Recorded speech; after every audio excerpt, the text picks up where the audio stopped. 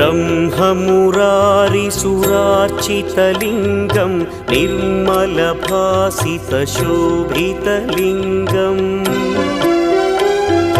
जन्मजदुःखविनाशकलिङ्गं तत्प्रणमामि सदा शिवलिङ्गम्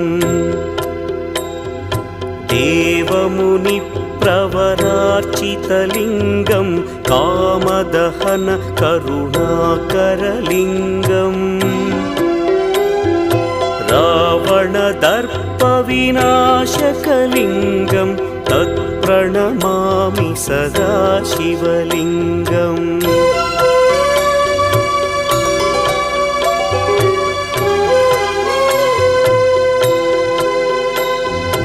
सर्वसुगन्धसुलेपितलिङ्गं बुद्धिविवर्धन